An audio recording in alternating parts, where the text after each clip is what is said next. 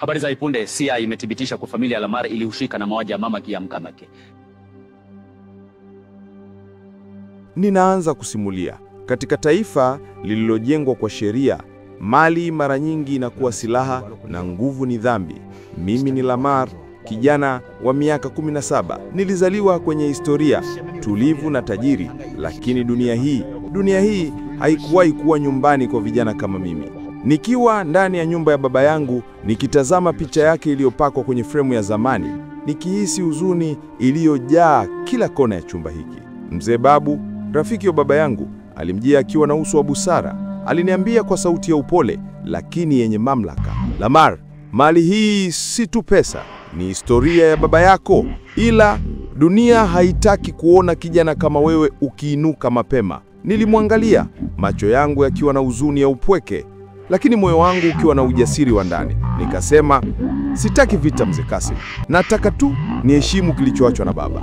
Lakini dunia haikuwa tayari kumwangalia kijana mdogo. Ofisi za serikali zilikuwa zenye giza la kisiasa. Waziri Mlenge, mtu aliyejawa na tamaa ya mali na nguvu, alisema, hatuwezi kuruhusu kijana wa miaka 17 kuwa tajiri mkubwa kuliko serikali. Sheria iko wazi, mali hiyo lazima isimamiwe na serikali mpaka atimize umri wa miaka 18. Niliambiwa dunia ilikuwa kinyume.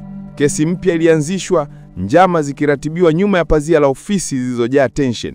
Lakini mzee Babu alinitia moyo, usiogope kijana, ukweli hauwezi kufichwa milele. Mara baada ya masuala ya kisheria kuendelea, kitu kingine kilidhihirika. Chumba cha siri cha CIA, vichwa vya watu wakichunguza dossier zenye ushahidi wa mauaji ya mama yangu.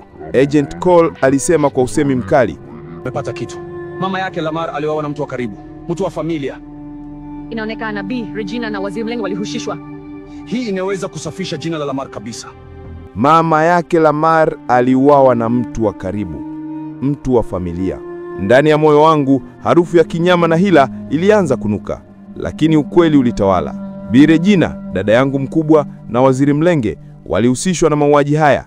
Dunia ilikuwa imegundua njama za familia yangu, lakini hii pia ilikuwa nafasi ya haki kuongea. Habari zikawa za umma, TV studio ikirusha taarifa ya hivi punde.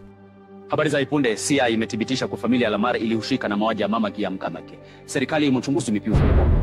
Baba, CIA imethibitisha kuwa familia yangu ilihusika na mauaji ya mama yangu. Niliketi jumbani na mzee Babu, macho yangu yakijaa machozi ya heshima na moyo ukisema, nitawalinda hata kwa damu yangu. Baba, mama, leo mmeheshimiwa, nitawalinda hata kwa damu yangu.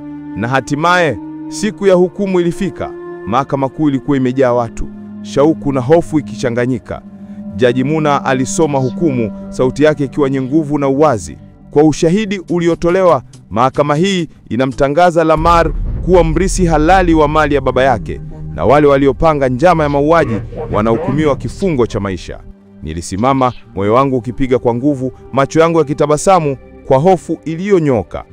Nilirithi vyote, mali na vita, lakini siku zote haki yangu ilikuwa silaha yangu pekee.